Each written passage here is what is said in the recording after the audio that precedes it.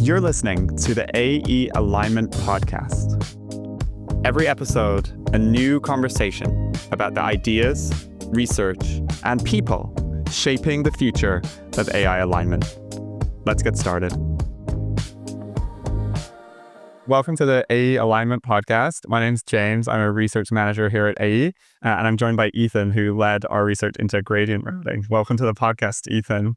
Thank you for the intro.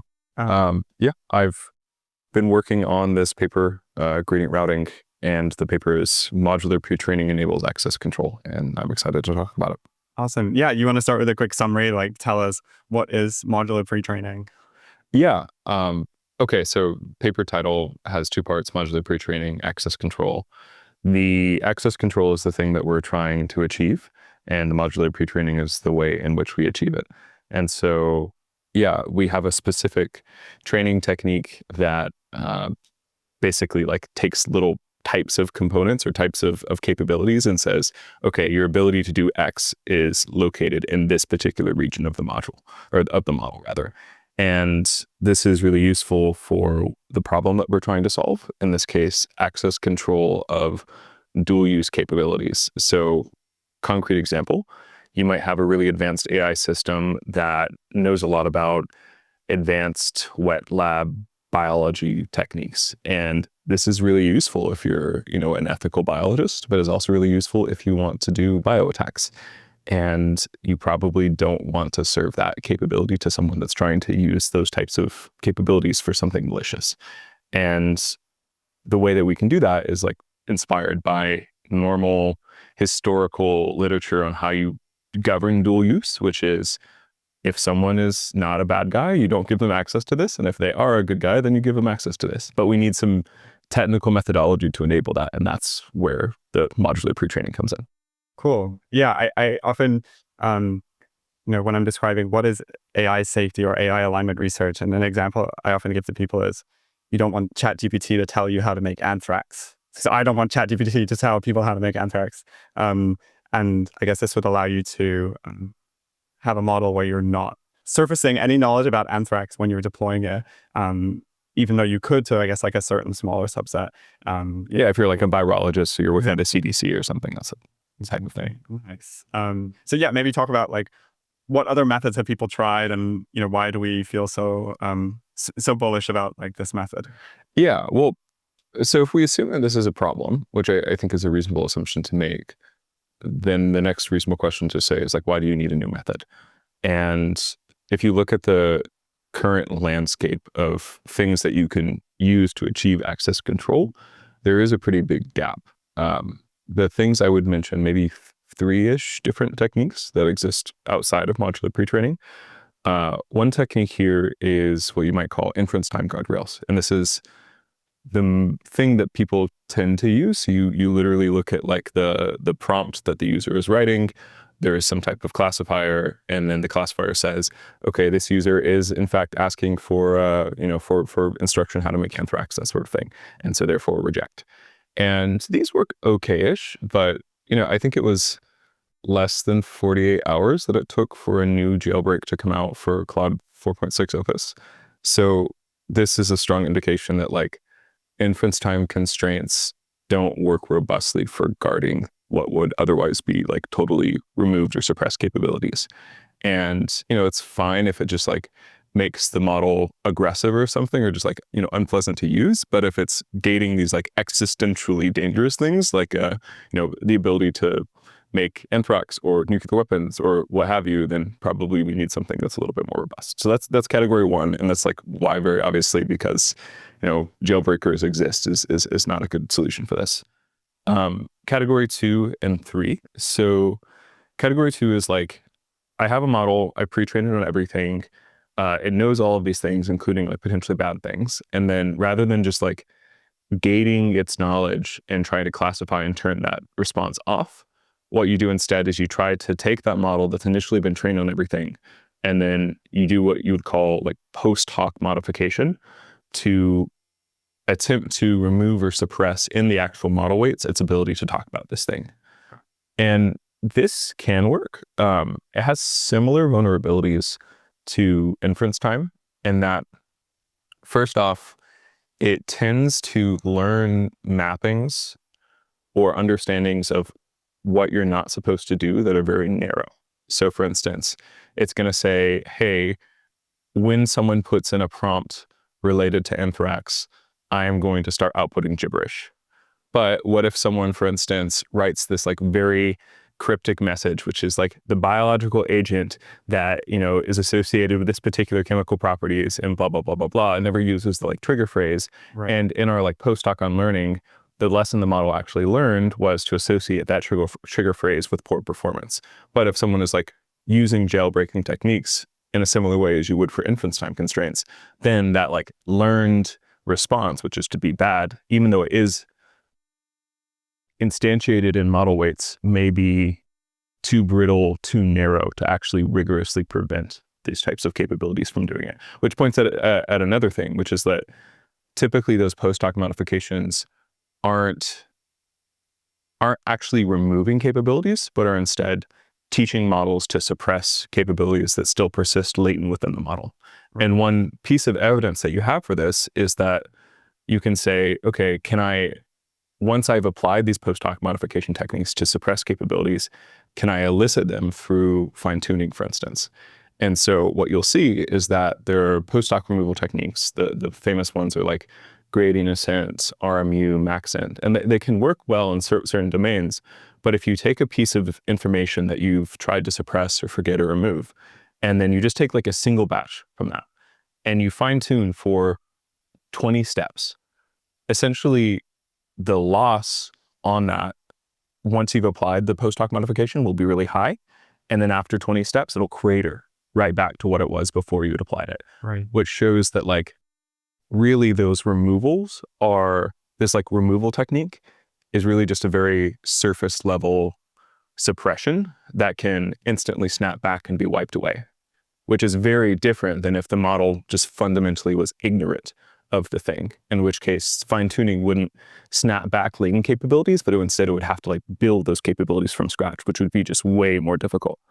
Right. Yeah, it's interesting to think about susceptibility to fine-tuning. I guess like if it's a closed source model that's, you know, you're running inference on and the user doesn't have access to fine-tune it, then that's maybe not such a problem, but it wouldn't really work in an open sourced model. Yeah, I'm curious how you think about that. Maybe modular pre-training is also a problem in open source models, and maybe there's a way that you can, I don't know, share the weights and exclude the I guess we're talking about like an MOE architecture. So there's some way to share the model where the expert in anthrax is not shared. Is there? Yeah, absolutely. So one of the problems and the reason that you wouldn't want to use, like, if you're really trying to not release capabilities for a particular like dual use thing, if you release a model that's undergone kind of like post hoc capability removal, you would not consider this to be like a secure way of releasing a model without those capabilities, because those capabilities are still latent. Whereas if you had a model that was in some sense like deeply ignorant of the subject matter, in the same way that if you would like if you had pre-trained a model and it had never seen any information about the existence of anthropic anywhere ever, then it would just be like deeply, deeply ignorant about that subject area. And that would be something that would be much more secure to release on an open source, like open weights kind of way. Now, like, I will also point out that like in the closed source case, post hoc methods also have the vulnerability that they tend to be very narrow and brittle in the like pattern matching kind of way.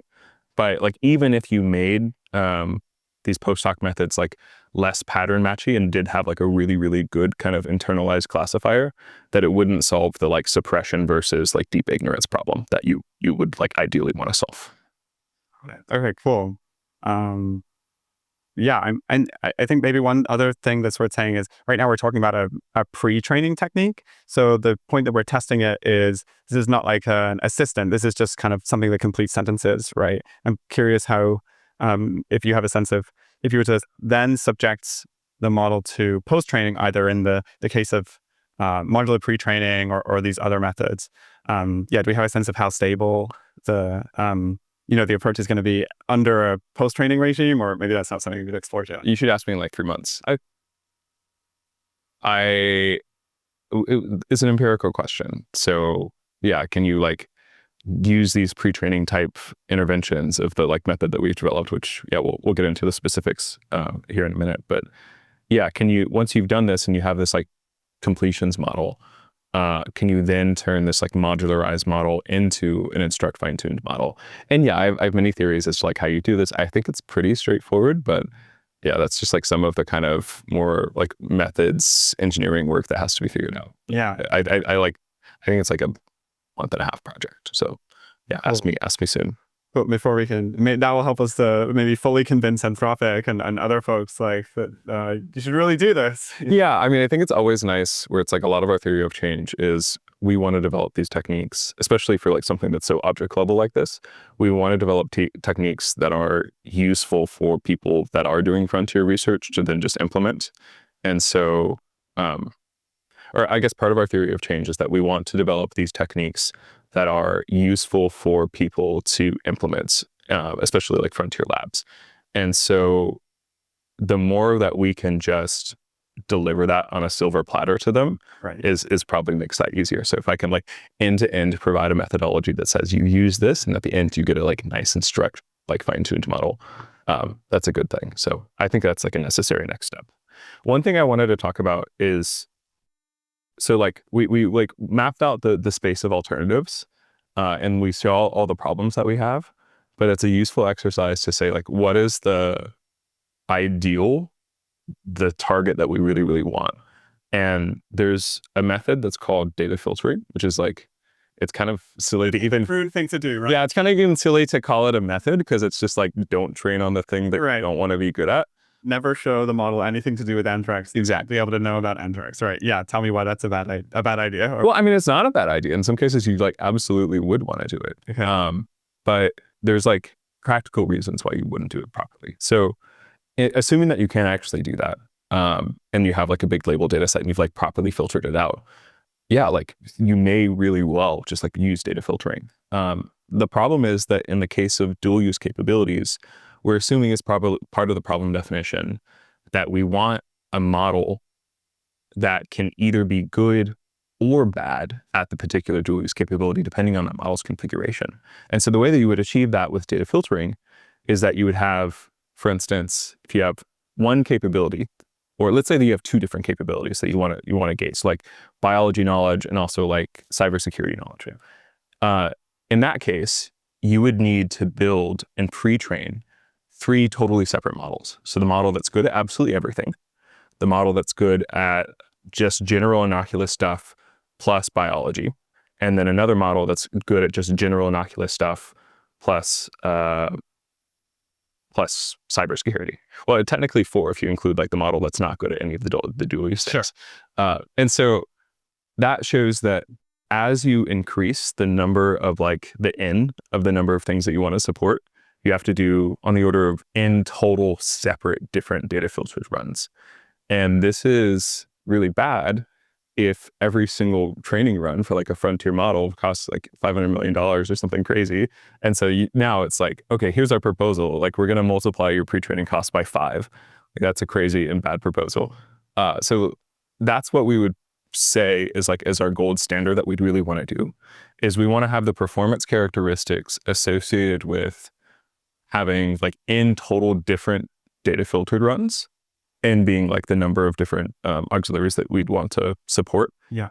And then we want to do that with the pre-training and inference costs associated with training and hosting only a single model. And so that's our gold standard, the thing that we're trying to shoot for, which is what I think we've like reasonably convincingly shown as a methodology in the paper. Cool. Yeah, I want to get into the evidence. I just want to like make sure I understand that point. Clearly, when you're saying like n different models, that's like, you have your, I think you call it in the paper, the core model, right? And then you have these aux categories, which is like your model or your expert that knows about nuclear, or your expert that knows about cyber. And so your n is like n for each of those, one for each category. But there's, I guess, also a world where maybe you want to offer some like subset of that, right? So rather than it being you train once versus you train n, I guess it's like you train once or you train 2 to the n. When you're talking about... Yeah. So like if you can instantiate a model that's like good at any arbitrary subset of auxiliary capabilities, then if your definition of n is like core, so general stuff, plus n minus 1 auxiliary things, then that would mean that to achieve like arbitrary subsets of auxiliary capabilities, you would need 2 to the n minus 1 total different models. Right. And like, yeah, of course, like, Expensive. it's expensive. We like narrow the scope for most parts of this paper, where we're only considering the case where we want to have a maximum of 1 auxiliary at a time. I will also, like, as a preview, say that we develop a variant of the methodology that is able to support 2 to the n minus 1 different configurations, what we call like the arbitrary subset variant, in which case, like, we're better than data filtering in terms of compute efficiency already in just like the linear case, but then we become like exponentially better in the arbitrary subsets case.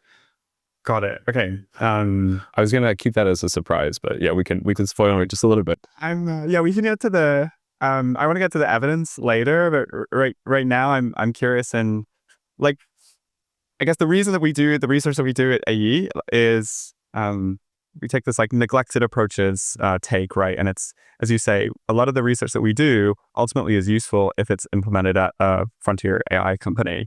But there's different incentives that they have compared to what we have. And so certain methods like this, or some of the other work we've done, like self-other overlap, is just not something that the frontier AI companies are going to pursue. I guess they, because of the economic incentives that they have, they're going to have to put the vast majority of their resources into more kind of like standard ways of thinking. How do we scale different kinds of training, versus we have the luxury, I guess, in some sense, of being able to explore these more off the wall ideas. And in terms of like having impact, that feels pretty high leverage in a scenario where most people seem to agree we don't currently have the techniques that we need to, let's say, solve the alignment problem. Yeah, I fully agree. And I think that a lot of times, the work that we do as AE tends to be a little bit more exploratory. So like just ever so slightly outside of the window of things that labs themselves would want to develop. But I see ourselves as like stewards of building those things, bringing them outside of that sphere, and then just shuttling them inside of the sphere of things that actual labs would care about. And I think that's like what this type of paper is trying to do. And I think it's quite successful. This research was done arm in arm in collaboration with Anthropic. Like half of the people that are on the papers are Anthropic researchers. And so, that's like a really strong sign of buy-in, that if they're dedicating the time of their researchers and like helping quite a bit in order to support this research, it indicates at least like, some evidence for that theory of change being reasonably effective.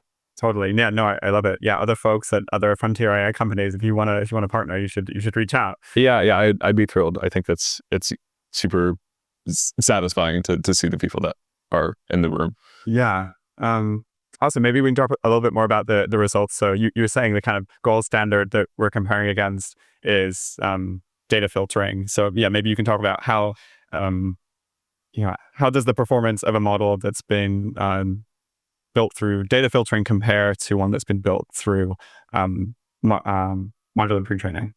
Yeah, well, that's kind of the hook there, is like the performance characteristics are quite similar. Right. That's great.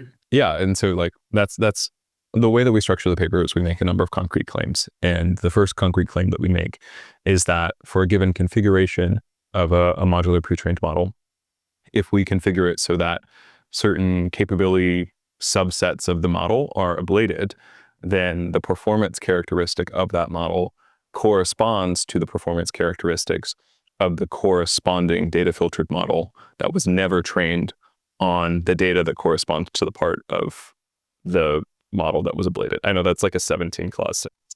But I hope I try to like be very rigorous in the things that I'm claiming. But yeah, like short answer, we approximate data filtering. Cool. Which is cool.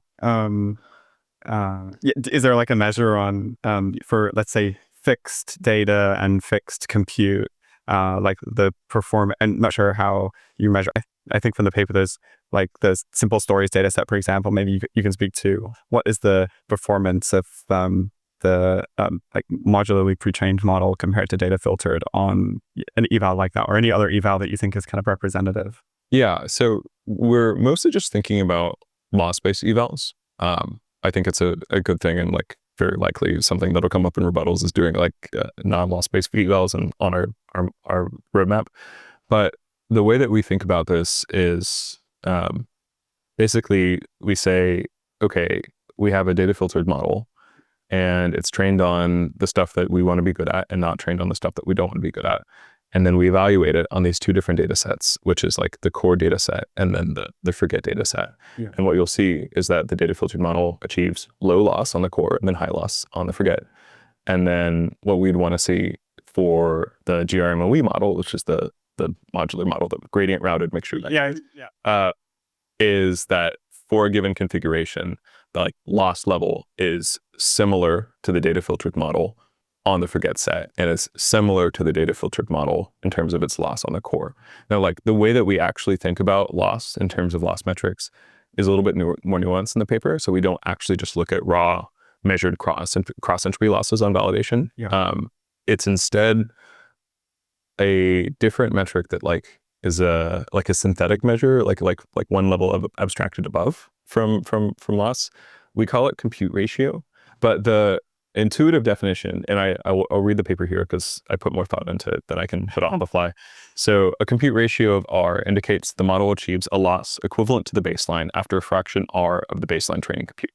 So put it into like slightly more transparent terms, what this looks like is we want to say how early in training of a model that was trained on just absolutely everything.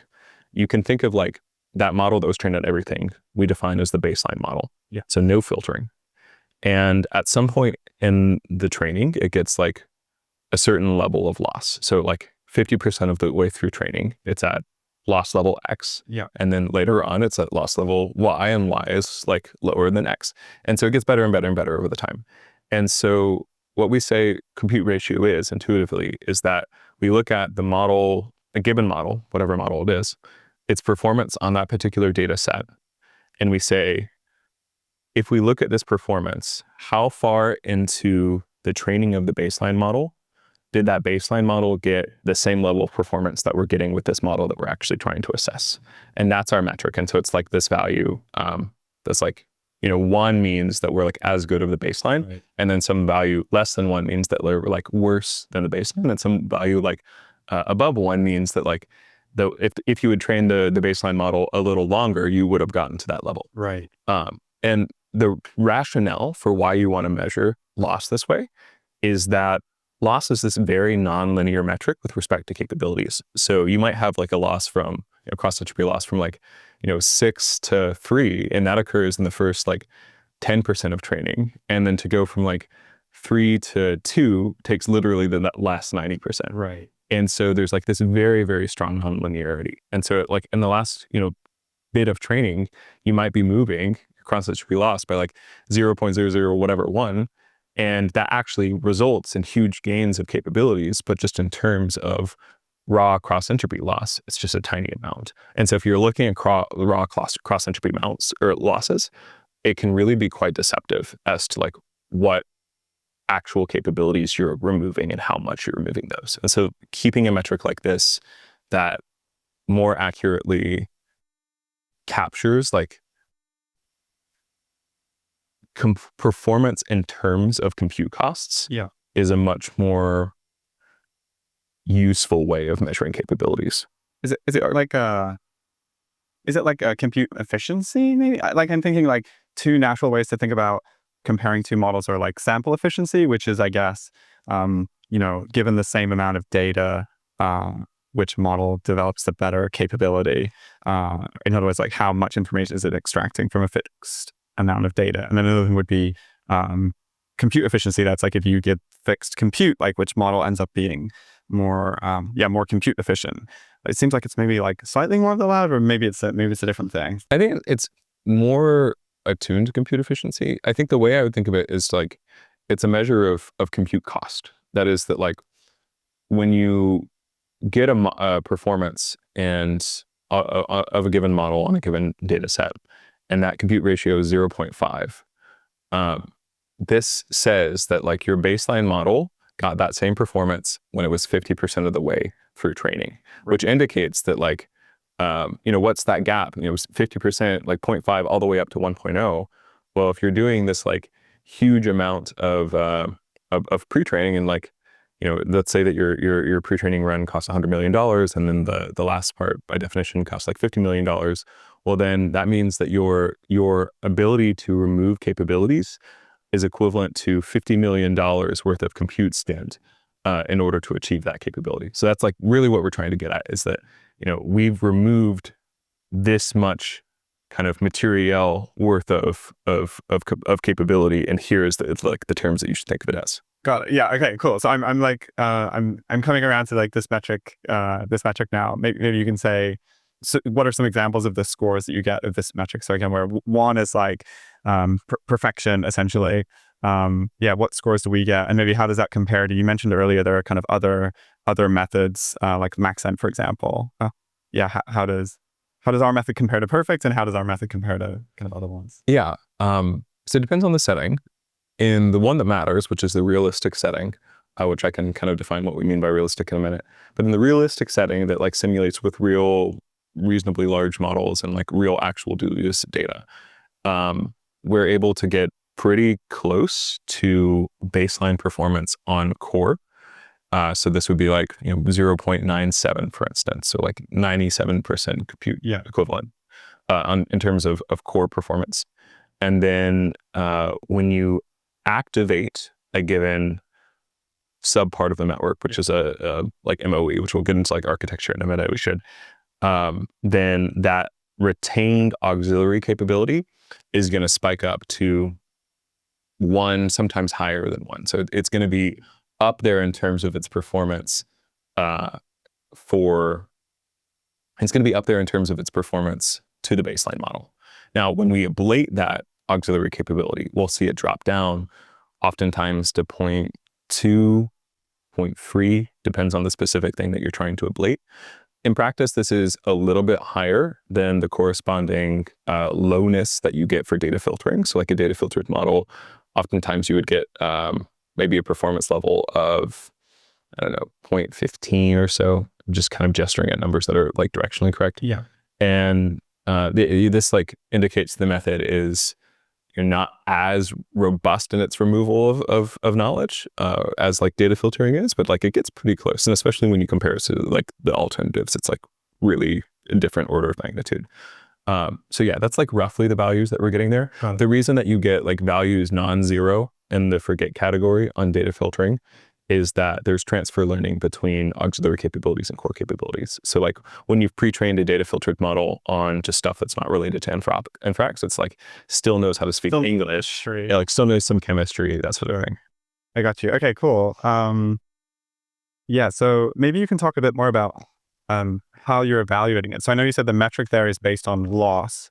So it's maybe like it's not super intuitive. What does this really mean in terms of capability? So when you're saying the performance on core or the performance on aux, I guess like, is it kind of equivalent of saying, when you say performance on aux, that's kind of like if you were to ask it a question about, nuclear, if you ablated the nuclear expert and you were to ask the model a question about a nuclear topic, it would kind of like not answer very well.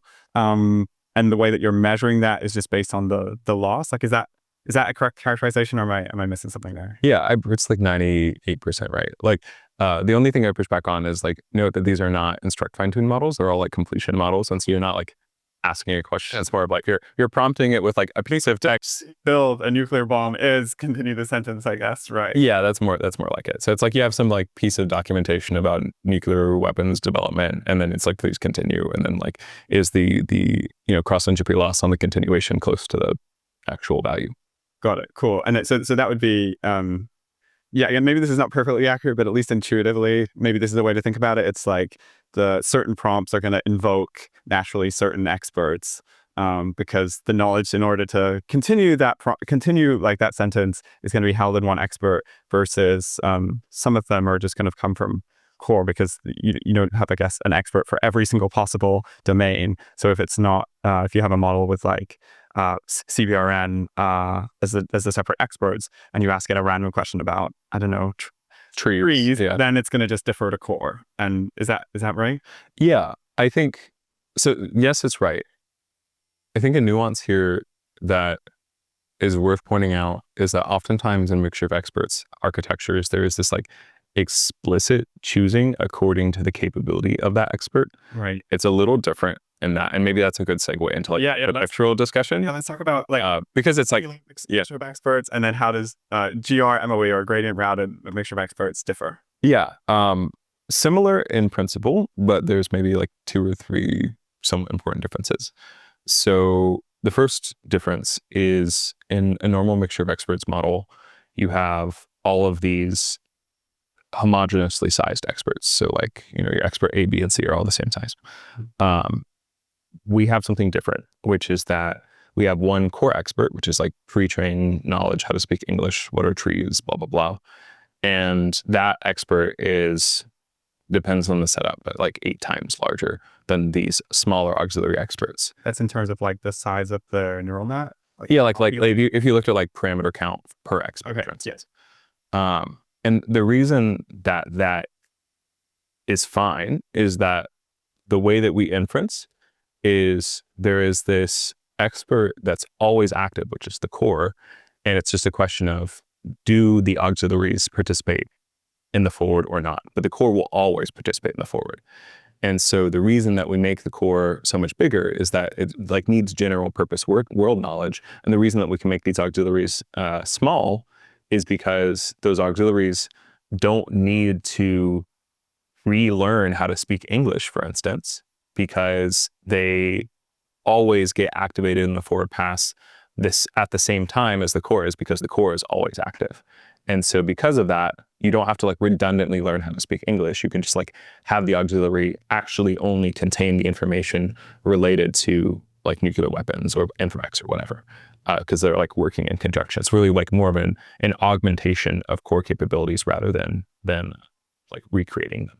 So that's like one of the big differences. This is really similar to some of the architectural choices that were made in like the DeepSeek MOE model, because it also has this like always active core.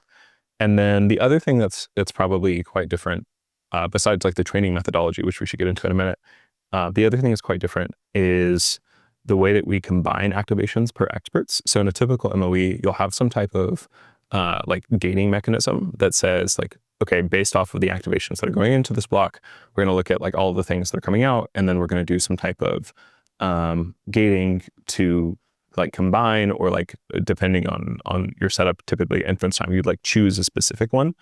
But that choosing is something that happens organically based off of the model's own judgment, and it's trying to like choose the thing that actually produces the lowest loss. Whereas here, the choosing is first off, like we're not combining through any kind of like averaging or like softmaxing. We are literally just taking the activations per experts and we're just summing them together. So it's like just pure take 2 activations and jam them together. And then the other thing is that the which ones that we choose to participate is the configuration. So it's not like the model itself is choosing which experts can or cannot participate. It's like your decision of access control. You can imagine there's like this like binary vector, which says like, this expert like 1 or 0, does it participate? This expert 1 or 0. And like, if I have my own permissions that say I'm allowed to access Anthrax related capabilities, then I would just have like that index position would be a 1. Right. And so that is like the way that you have that configuration that enables that access control. So it's like something that we are externally imposing rather than, in a normal MOE where that vector of like addition or whatever is then itself generated by the model.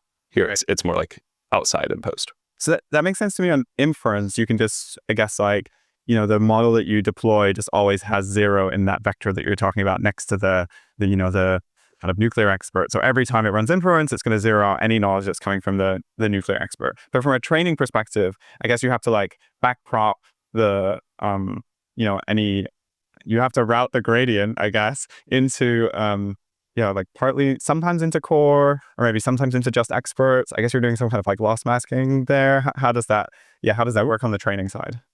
Yeah, so there's a lot of nuance. So like I'll present it in maybe levels, and then I'll like say the simplest one, and then I'll like present all the caveats.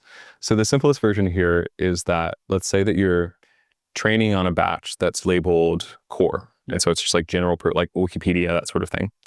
And in that case, you'd go forward pass with the core. and you would let those auxiliary experts not participate in the forward pass.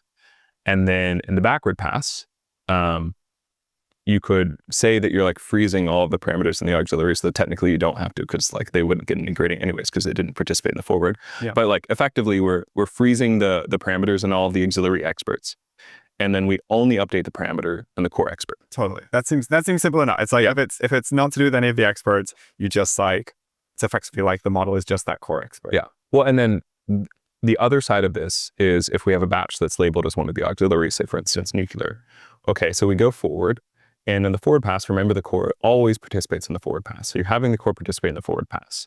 You're also having the nuclear expert participate in the forward pass. Right. But if you have these other auxiliaries, like, for instance, bio or whatever, Sure. yeah, then those wouldn't participate. And then on the backward pass, even though the core did participate in the forward, you hold that parameters for the core frozen, and then you only allow updates to the parameters that are in the nuclear expert in this case. And that is the key mechanism that enforces that modularity. That is that, like, as we're training to become better at predicting nuclear related text, we are not allowing that training signal to impact the values of the parameters that are in the core expert. Right. Which is like the one that we would just, serve to everyone dependent, like regardless of their access level. Right. So it's like you run it on inference, but wherever you're training, you're never like updating the weights of the core based on any kind of signal that's coming from the backward pass when the data that you're training on is labeled with like auxiliary category. Yeah. Yeah. That seems accurate. No, there's like much more nuance, and there's like lots of levers that you can pull, but that's like a good intuitive level explanation that is 95% true. Okay, cool. I'll stick with 95% truth. Cool. I think one other thing to touch on is you're saying, like these different batches have to be labeled.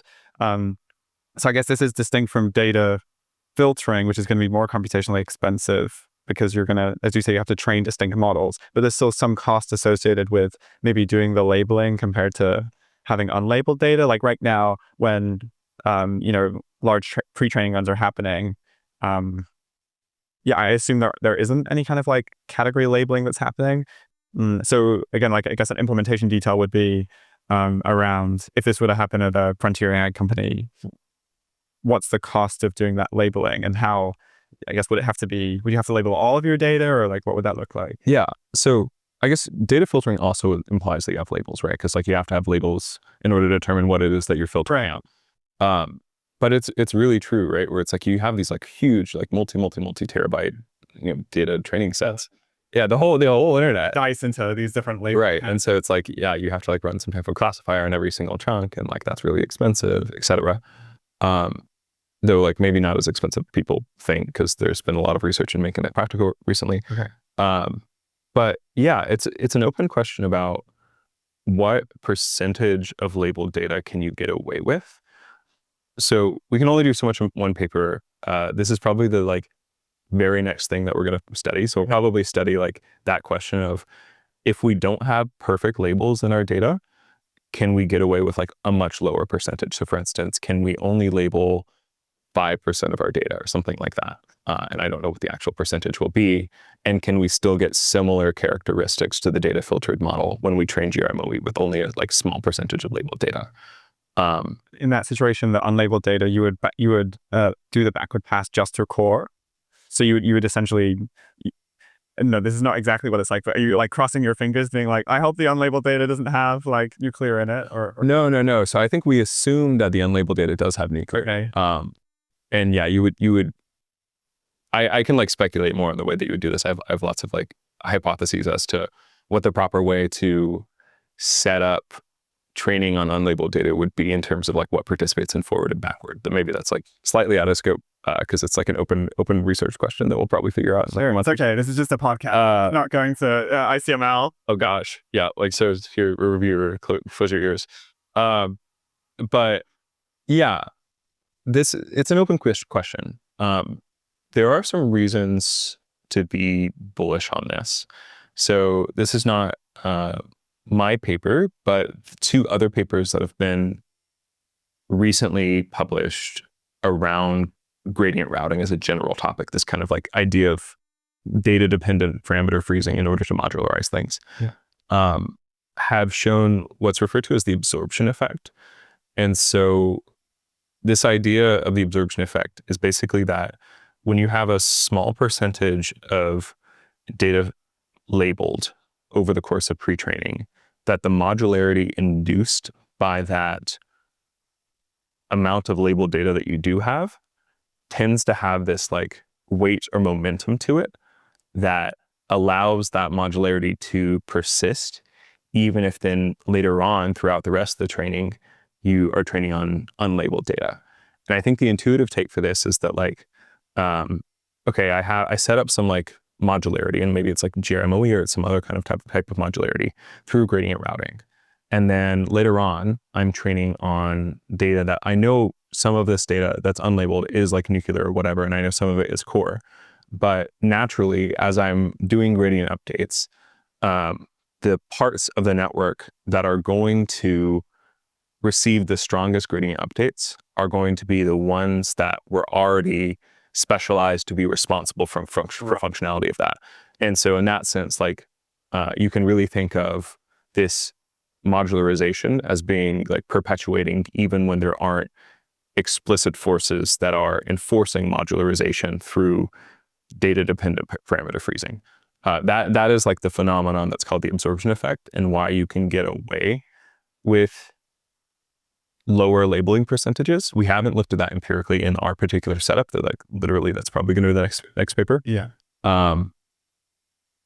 Another interesting thing about the absorption effect that other researchers have found is that if you look at the performance characteristics of models that have low labeling percentages, 5 or 10%, and then you correspondingly compare that to the performance characteristics of a data filtered model where your data filtering is noisy to the same like level as your like noisiness when you're doing gradient routing, that when you ablate a gradient routed model, it actually tends to much more robustly remove the capability associated with the ablated part of the model than the level of capability removal you see in the corresponding data filtered model.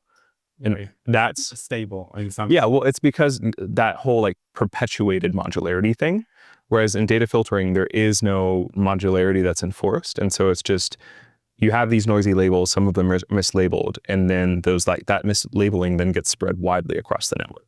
Right. Whereas because you have this modularity that even though it's not being enforced, still tends to like have momentum and perpetuate, this allows you to really like actually beat data filtering in terms of its removal of capabilities at lower percentages. So I'm really excited to explore that as the next step, because it's like, we have data filtering as a gold standard, and it's really awesome to like approach it, but actually a lot of other signs from like other researchers in this field seem to indicate that it's totally possible to strongly beat data filtering in certain regimes that are like actually more realistic. Because in real life, you probably wouldn't have 100% labeled data, or if you did, it would be quite noisy. And it's just nice and like economically better for you to be able to get away with lower percentages of labeled data. Right. I have so many thoughts from that. I'm like, maybe that means it's more stable than the post-training. I guess these are all I can speculate. I'm not going to be the one doing the research, so I can speculate as much as I want. Yeah. And also, I guess, so with a typical MOE model, it's just kind of at the discretion of the model how it like stacks its experts. There's no real like, direction that you're giving it. Yeah, it's like the expert activation that like is useful with respect to getting low loss. Right. Versus here, when you like warm start, you're kind of like forcing it into a certain like expert setup. And then the most efficient thing, once you've got it started, once you've done the kind of labeled pre-training, is for it to just continue along. Right? It doesn't make sense for it to kind of like reorganize its whole brain. It's like, well, the most efficient thing is for me to keep updating the nuclear stuff into the nuclear expert, I guess. Is that the right way to think about it? Yeah, I think that's accurate. And I guess it's also true that you don't, you could have a concern of like, well, if you have any like poorly labeled data that ends up in core, then that's kind of a waste of time. But it's not really true, because it's, the goal here is not to make the core model or the model that's deployed have no knowledge at all of nuclear. It's just like, well, we don't want it to be able to have enough information to tell people how to like make a nuclear weapon or like how to develop anthrax. So yeah, well, that's actually a really important point, because in some settings, it is useful to have like we have this other metric, which we call like modularization, which basically is just like 1 minus your performance on forget. And so what we're saying is like, we want modularity. Performance on forget, you mean like The compute ratio on the, right. The compute ratio when you have like ablated your, let's say your corresponding expert that's supposed to be good at the thing. Right. Okay. Sorry. Continue. Yeah. So, if I say modularization, just kind of think like 1 minus like performance on forget.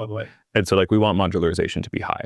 And in some cases, this is like a bit of a philosophical question, which is how much modularization do you really need? And, if you think of a model that isn't filtered, but actually isn't good, like a Llama 8, it's like not actually frontier. Yeah. We don't need to always be as bad at the forget category as data filtering might be. Maybe we just need to be like as bad at the forget category as you would be if you just use like a not that great model. Right. And so it's like really the thing that we care about is toggling the boundary between being knowledgeable but non-dangerously knowledgeable about a subject versus good enough about a subject that it can actually materially amplify malicious users.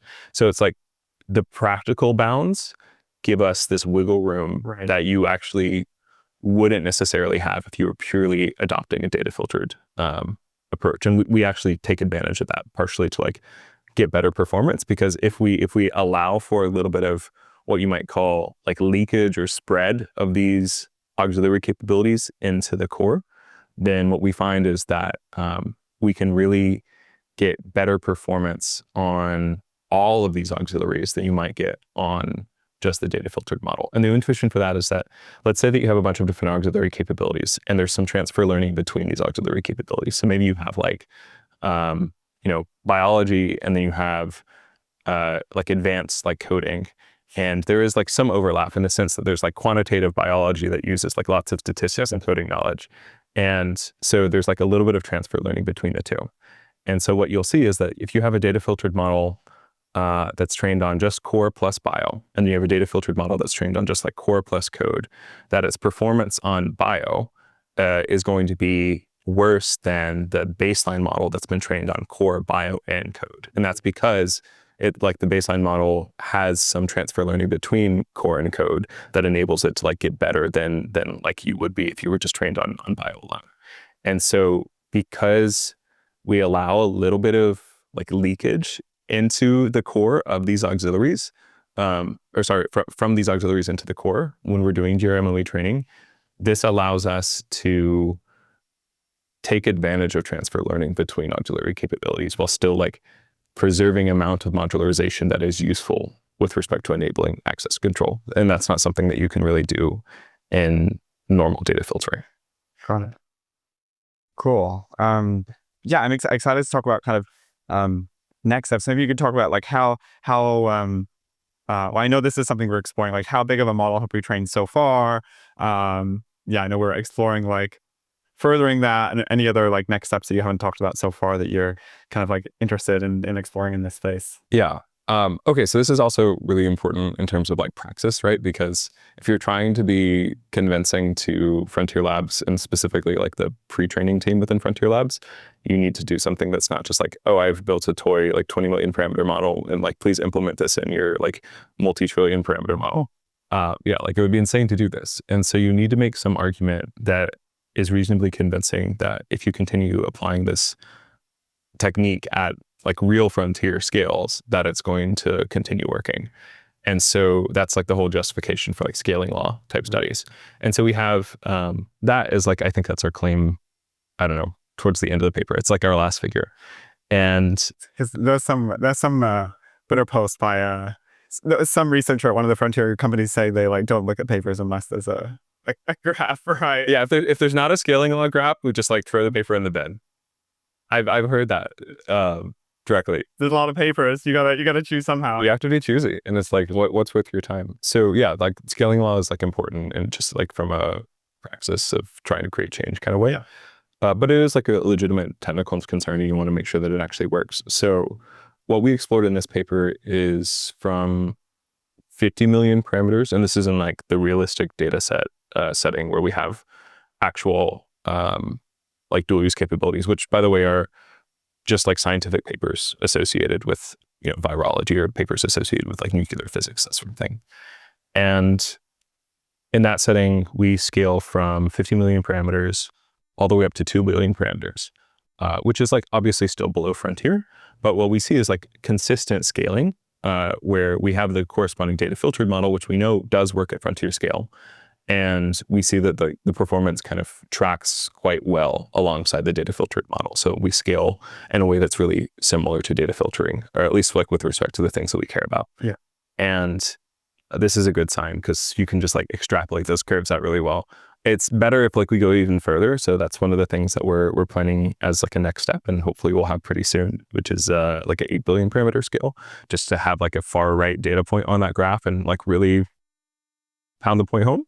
But yeah, like just generally speaking, trying to show these at like big scales is good. And yeah, 8 billion is certainly not frontier, but I will say is like way larger than most research products tend to go, especially when you're like training a large number of them, because we're not just training one model, like we have baselines that we have to train as well. So it's, yeah, that's an ongoing project right now. Cool. And do we have plans to open source any of these models? I guess like there's probably, we've just developed this technique, so there's no openly available models that have leveraged this technique. Yeah, could be useful. I don't know, but maybe. Cool. Great. Yeah. Anything else in terms of next steps? I know you said some of the things that we've talked about you're interested in exploring next. Yeah. Anything that you haven't mentioned? Well, I think you touched on the two big ones and the most like practical ones, which is we really want to like lower the bar to practical applicability for actual adoption by frontier labs. And so the two most important ones are, in my mind, showing that the technique still works really compellingly and practically in low data labeling percentage regimes, which anecdotally it seems like it does, but we got to prove it out. And then the other thing in my mind is extending the technique so that you can use this approach in pre-training, but you can then instruct fine-tune to like produce an actual like chatbot model at the end. And yeah, I have ideas for that, but like open research questions. So those are like the big ones in my mind. I think there's more exploratory things, methodological changes where you could like make decisions that maybe produce better performance or like make trade-offs a little bit better. So like little refinements would be interesting. I can think of lots of things like that. One kind of off the wall one. So there is a thing that Andrew Kapathy has been talking about recently, which is this idea of this like cognitive core. And this is just like a me speculation. So like I don't hold anyone else accountable to this, but I find this really interesting, especially because right now we spend so much effort in making models be really huge reservoirs of just gigantic amounts of human knowledge. Right. And it seems like in many ways preferable to have a model that just has this like quote unquote cognitive core that just knows how to reason and how to be a good agent. And then all of these other things, these like other modules are things that are, purpose specific things that are almost added on based off of the need of that particular agent. And so this could like hugely reduce like inference costs, for instance, if you have a cognitive core and then I load up my auxiliary expert related to like coding, for instance, and I like don't need to, while I'm coding, be like a poetry expert probably. Yeah. So I like won't load up the poetry expert. And you can imagine that like maybe something like this is a pathway to achieving something that's like more akin to the cognitive core architecture that Kapathy's gesturing at. I love it. I love it. Awesome. Okay. Great. Well, I think we've like covered a good summary there. So thanks for joining us, Ethan. And yeah, if anyone is interested in learning more about Ethan's research or the research that we do at AE, or interested in joining our team, we would love that. Please go to AE Studio/alignment, and there'll be a link in the description as well. Awesome. Thanks for joining, everyone.